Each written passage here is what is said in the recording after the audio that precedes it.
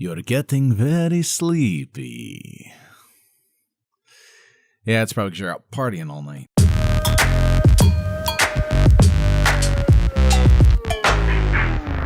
Hey guys, welcome to the Vlog Million here with you, your ministry provocateur, iconoclast firebrand, and the resident heretic, as I keep getting reminded of, here at Dominion Fire. Thanks for joining me here today. I'm bringing you another review of products we used on our recent mission trip to Ecuador. And as you saw in the opening scene, it's this little guy. It's called a GPS tracker by a company called Not Your Child.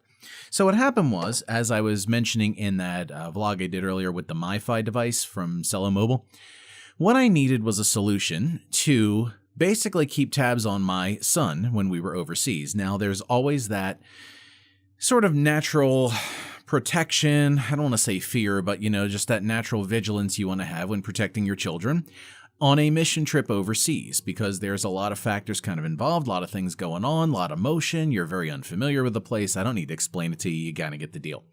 So what I did is I was looking around for months for some sort of solution that I could use to keep track of my son sort of in real time and to make sure I knew where he was. And something that could be somewhat concealed or just unnoticed. In the event that something were to happen, I would be able to easily track him and keep basically a tag on. He's like a dolphin. I had him tagged for migratory purposes, like SeaWorld. It's like Blackfish up in here. It's like anywhere he could have gone in the world, I could have found him, except Japan, which I'll tell you about in a second. So I found this company eventually called Not Your Child, and they sell this little device right here. And just to give you a comparison, it fits right in the palm of your hand. And then what it comes with is this lanyard right here. Now, that's a little too colorful, a little too attractive for my liking.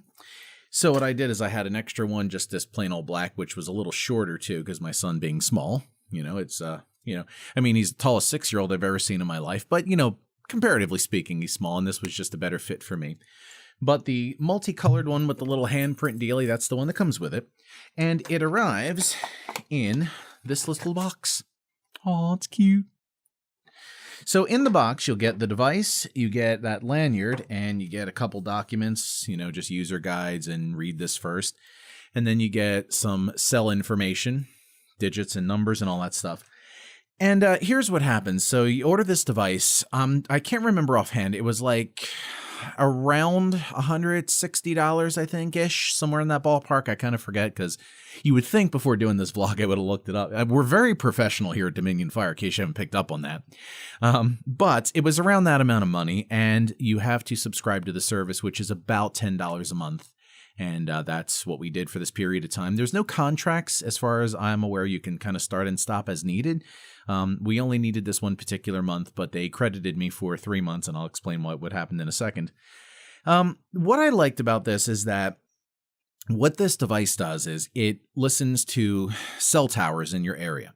And then I would imagine if you know high school math, use this thing called triangulation. You need 3 points, and when it finds 3 points, it locates you, and that's how it does.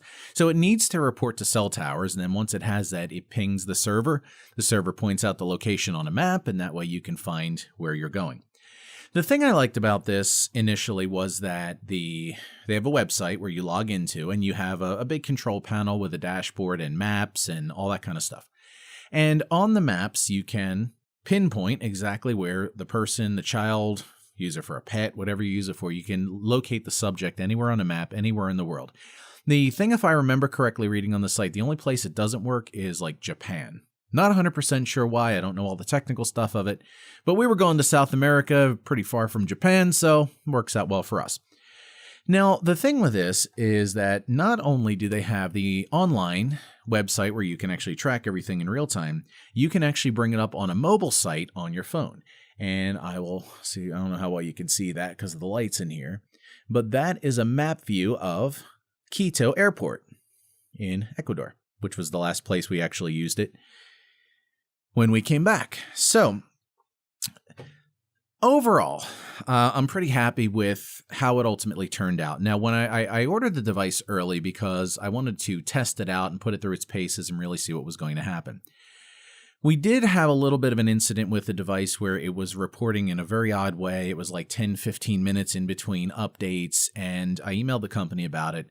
And we went through a good couple weeks of kind of back and forth trying to figure this out. They did send me ultimately a new device. I took videos of what was going on. I was showing them. So we really had a hustle the last couple weeks before we left. I was sort of hoping to have more of a window.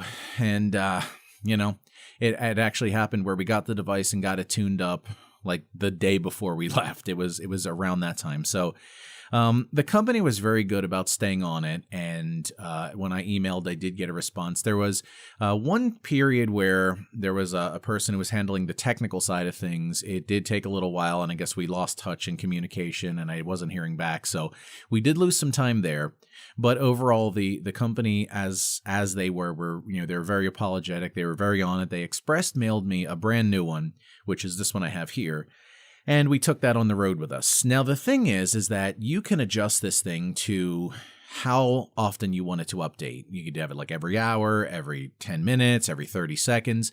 I wanted it to be as close to real time as possible. And it's one of those things, the more it has to report, the more battery it uses. But from what I was told, the setting that I'm at, which I think is an update every 30 seconds or so, uses enough battery where the device will last with a full charge for about 15 to 18 hours, depending. So that's about what I was told.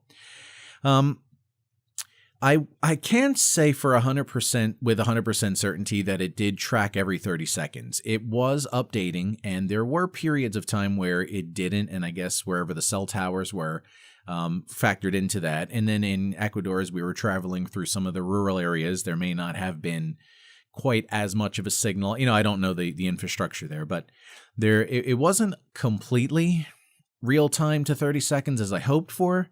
But the way it worked out on our trip is my son was never really more than 5 feet away from me at really any given time.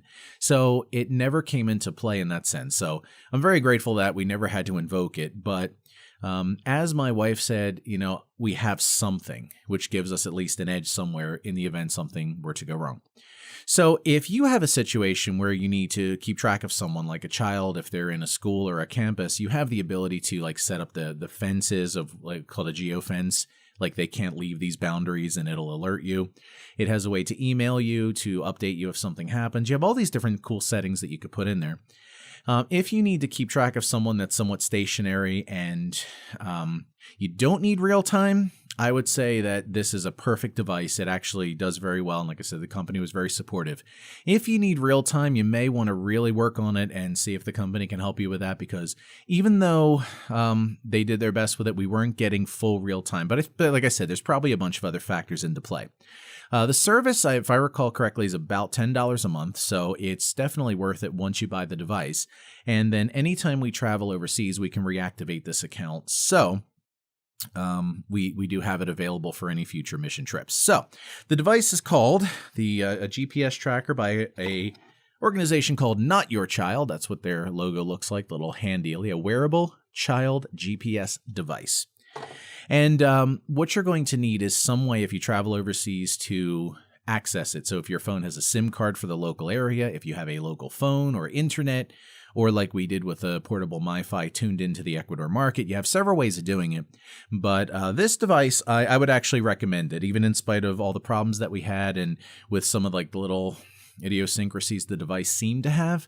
I would still take this with me, and there was plenty of times testing here in Vegas where I was driving and watching on the phone, and it was updating in real time. So none of these devices are 100% perfect, but like my wife says, it's something I'd rather have. It's something that it's better than nothing to have. And for as I said on the review of the MiFi device, it's kind of the same deal. If your child goes missing, you would pay anything. So an investment of $150 to $180, depending. I kind of forget. Plus the $10 a month is more than worth it should something come up. So notyourchild.com is the website. I'll put the link in the description below. If you have any more questions, please feel free to comment. I'll do whatever I can to answer your questions, help you along.